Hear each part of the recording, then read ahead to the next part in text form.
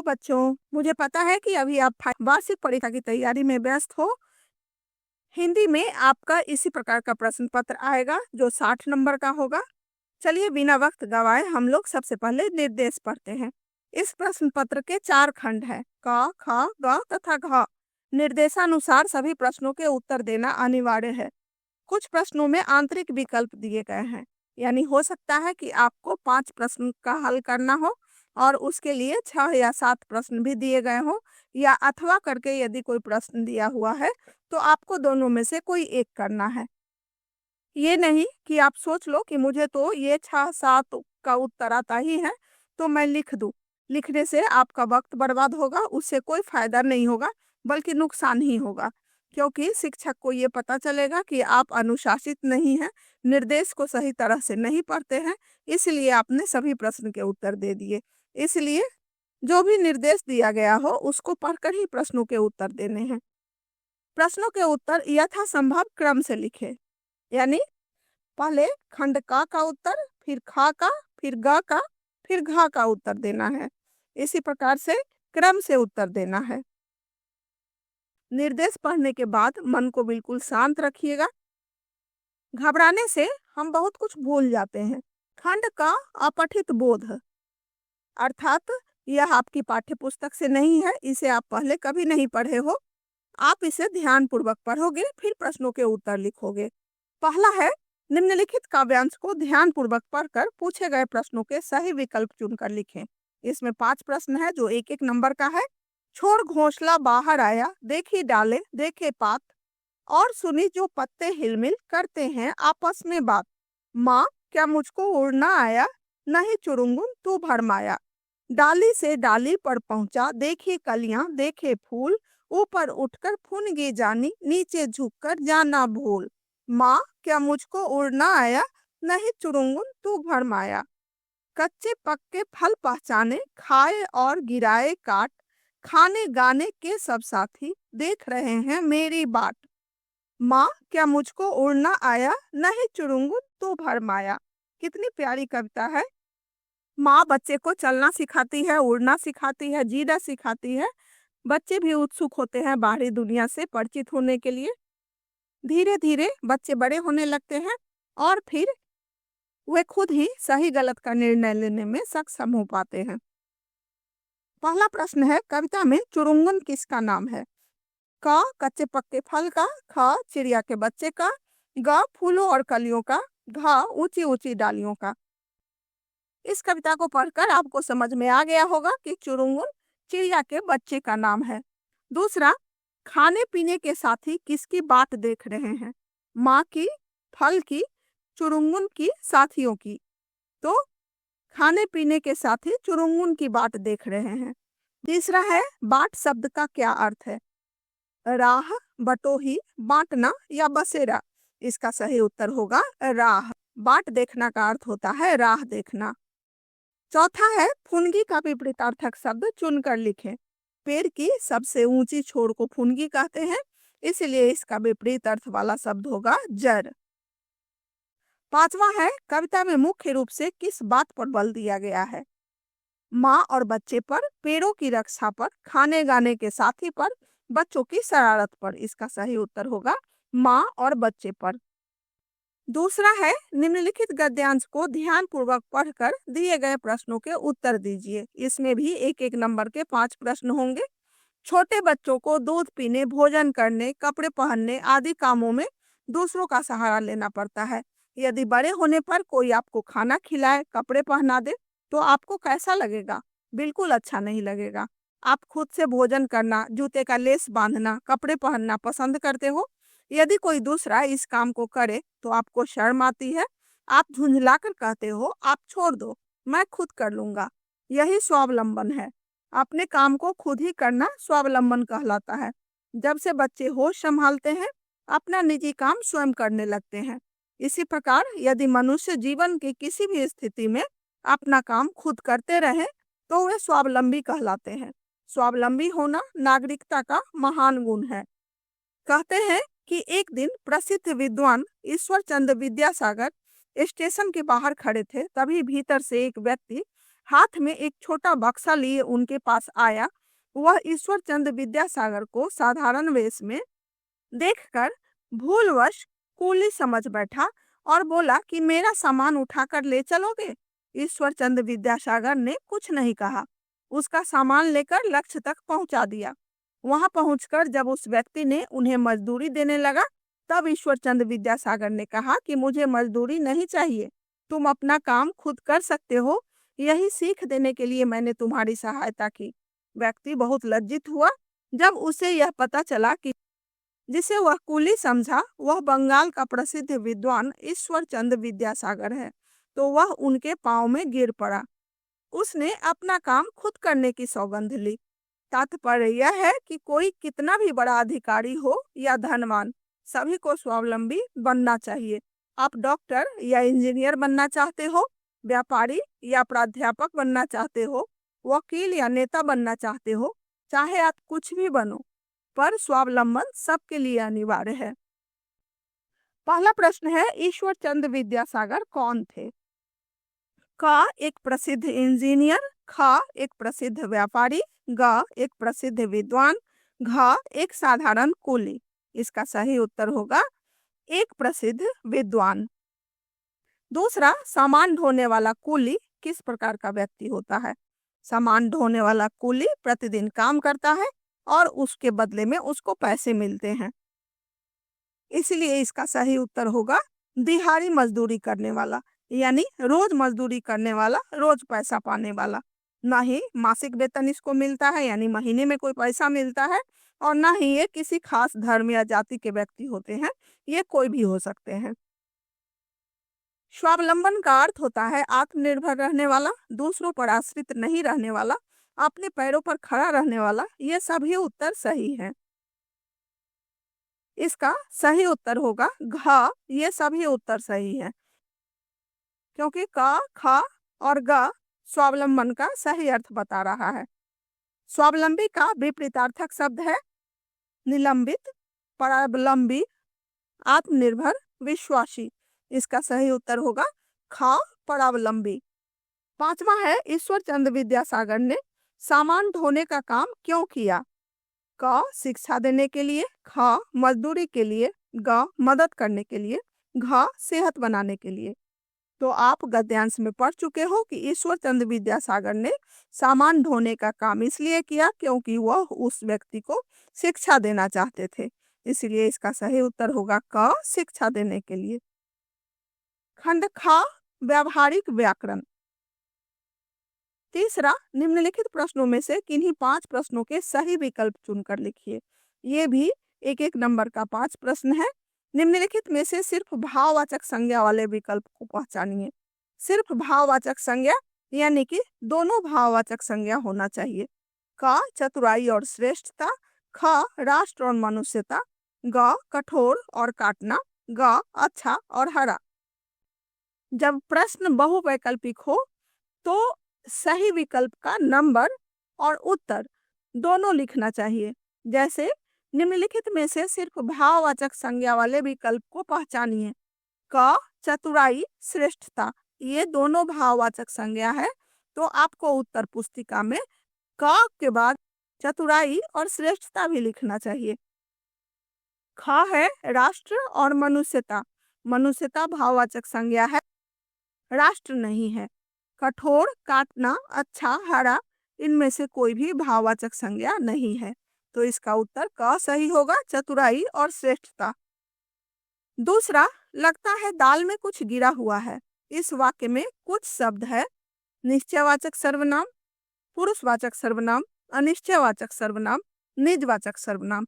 इसका उत्तर ग सही होगा, अनिश्चयवाचक सर्वनाम, क्योंकि कुछ से यह नहीं पता चलता है कि वह क्या है। तीसरा, निम्नलिखित वाक्यों में से परिमाणवाचक विशेषण को पहचान कर लिखिए। मैंने अपने 5 कमरों में रंग रोगन करवाया। मैं अपना काम खुद कर लूंगा। चाय में थोड़ा सा दूध और डाल दीजिए। मुझे पुस्तक और कुछ फल भी चाहिए।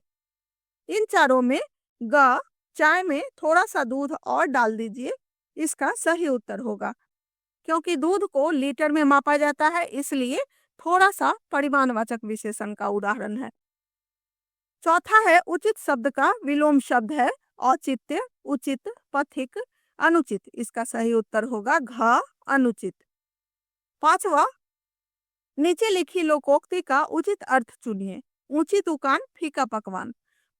क ऊंचाई पर दुकान और पकवान कम। ख नाम अधिक और गुणवत्ता कम। ग मिठाइयों में चीनी की कम मात्रा। घ बड़े दुकान में पकवान की कमी। इसका सही उत्तर होगा ख नाम अधिक और गुणवत्ता कम। छठा है निम्नलिखित में से अशुद्ध वर्तनी वाले शब्द को पहचानकर उत्तर पुस्तिका में लिखिए। पहला है अनुयायी, बिल्कुल सही है। अन्याय, बिल्कुल सही है। आगामी, आगामी नहीं होता है, आगामी होता है, इसीलिए इसका सही उत्तर होगा ग आगामी। घ अनसुलझा भी सही शब्द है, सिर्फ ग आगामी अशुद्ध शब्द है, इसका शुद्ध शब्द होगा आगामी। चौथा, निम्नलिखित में से किन्हीं दो शब्द के लिए दो दो पर्यायवाची शब्द लिखिए। तलवार, घोड़ा, माँ, इन तीनों में से आपको दो का लिखना है। तलवार का पर्यायवाची असी, कलवार, कृपान। घोड़ा का है, तुरंग, अश्व, घोटक। माँ का अम्बा, जननी, माता। पांचवा, आगमन और स्वाधीन का विलोम शब्द लिखिए। आगमन का विलोम गमन या प्रस्थान होगा, स्वाधीन का पराधीन। छठा, निम्नलिखित में से किन्हीं दो अनेक शब्दों के लिए एक शब्द लिखें। क शहर में रहने वाला, शहरी। ख जानने की इच्छा रखने वाला, जिज्ञासु। ग जिसके माता पिता ना हो, अनाथ। घ जो बहुत बोलता हो, वाचाल। सातवां है गुड़गोबर करना या आंखों का तारा होना मुहावरे का अर्थ लिखकर वाक्य बनाइए। गुड़गोबर करना का अर्थ होगा बना बनाया काम बिगाड़ देना। आप वाक्य बना सकते हो कि मेरे मित्र ने परीक्षा की तैयारी तो बहुत की थी, पर अंत में बीमार पड़ने से सब गुड़गोबर हो गया। दूसरा है आंखों का तारा होना यानी बहुत प्यारा होना। मैं अपनी माँ के आंखों का तारा हूँ। आठवां है निम्नलिखित वाक्यों को शुद्ध कर पुनः लिखिए। अनेकों व्यक्तियों ने प्रदर्शनी देखी। इसका सही वाक्य होगा अनेक व्यक्तियों ने प्रदर्शनी देखी। वृक्षों पर कोयल बोल रही है। इसका सही वाक्य होगा वृक्ष पर कोयल बोल रही है। उसके बाद खंड ग आपकी पाठ्य पुस्तक मल्हार से है। चौथा, पठित बोध पर आधारित निम्नलिखित प्रश्नों के उत्तर दीजिए। कौशल दिखलाया चालों में, उड़ गया भयानक भालों में, निर्भीक गया वह ढालों में, सरपट दौड़ा कर बालों में। यहाँ एक एक नंबर के 5 प्रश्न हैं। एक नंबर के प्रश्न के उत्तर के लिए यदि संभव हो तो सिर्फ एक ही वाक्य में उत्तर देने का प्रयास करें। जैसे क यहाँ किसके साहस की प्रशंसा की जा रही है। इसका उत्तर होगा यहाँ चेतक नामक घोड़े के साहस की प्रशंसा की जा रही है। ख करवालों शब्द का क्या अर्थ होता है। इसका उत्तर होगा करवालों शब्द का अर्थ तलवारों होता है। प्रश्न यदि बहुवचन में हो तो उत्तर भी बहुवचन में ही देना चाहिए। ग ढाल किसे कहते हैं। इसका उत्तर होगा दुश्मन के अस्त्र शस्त्र से खुद को बचाने के लिए पहने जाने वाले रक्षा कवच या रक्षात्मक अस्त्र को ढाल कहते हैं। घ इस कविता में चेतक कौन है। इसका उत्तर होगा इस कविता में चेतक राणा प्रताप के घोड़े का नाम है। निर्भीक शब्द का अर्थ लिखें। निर्भीक शब्द का अर्थ बिना डरे हुए या निडर होगा। पांचवा है निम्नलिखित गद्यांशों को ध्यानपूर्वक पढ़िए और दिए गए प्रश्नों के उत्तर कुछ शब्दों में दीजिए। एंजेला और अनु ने देखा कि एलेक्सेंड्रा ने वैष्णव मठ के सभागार में युवा साधुओं का फिल्मांकन किया। एंजेला आश्चर्य से सोच रही थी कि क्या यह नृत्य सिर्फ लड़कों और पुरुषों के लिए है। एंजेला और अनु सोच रही थी कि काश वे भी इन युवा साधुओं की तरह गा सकते, नृत्य कर सकते और छद्म युद्ध लड़ सकते। यह गद्यांश सत्रिया और बिहू नृत्य पाठ से लिया गया है। पहला प्रश्न है एलेक्सेंड्रा कौन थी। इसका उत्तर लिखोगे एलेक्सेंड्रा अनु की माँ थी। दूसरा है एंजेला और अनु क्या सोच रही थी। इसका उत्तर लिखोगे एंजेला और अनु सोच रही थी कि काश वे भी इन युवा साधुओं की तरह गा सकते, नृत्य कर सकते और छद्म युद्ध लड़ सकते। ग छद्म युद्ध का क्या अर्थ होता है? इसका उत्तर लिखोगे बनावटी युद्ध। घ एंजेला और अनु के बीच कैसा संबंध था? एंजेला और अनु के बीच मित्रता का संबंध था। इस गद्यांश में कौन से नृत्य की बात हो रही है? तो आप पाठ में पढ़ चुके हो, यहाँ सत्रिया नृत्य की बात हो रही है। छठा है, निम्नलिखित में से किन्हीं 5 प्रश्नों के उत्तर 30 से 40 शब्दों में दीजिए। यहाँ 2-2 नंबर के प्रश्न है। क बिहू एक कृषि आधारित त्योहार है, कैसे? आप पाठ में पढ़ चुके हो कि बिहू असम का प्रमुख त्योहार है जो कृषि पर आधारित है। यह त्योहार फसलों की बुवाई, रोपाई, कटाई के समय में मनाया जाता है। किसानों के मेहनत और अच्छी फसल की कामना से लेकर फसलों की अच्छी पैदावार तक के जश्न को इस त्योहार के रूप में मनाया जाता है। इससे यह पता चलता है कि बिहू एक कृषि आधारित त्योहार है। प्रश्न के उत्तर जितने शब्दों में देने के लिए कहा जाता है उसको जोड़ने में आप समय नहीं बर्बाद करोगे। एक पंक्ति के शब्द को आप जोड़ लोगे, फिर आप आसानी से शब्द की गणना कर सकते हो। 2, 4, 10 शब्द ज्यादा होने से भी कोई फर्क नहीं पड़ता है। शब्दों की गिनती करते समय का, ने, में, पर जैसे संयोजक शब्द या है जैसे शब्द की गिनती नहीं होती है, इसका ध्यान आप रखोगे। हाँ, मैं मक्खन कैसे खा सकता हूँ, इस बात को साबित करने के लिए कृष्ण ने क्या क्या तर्क दिए?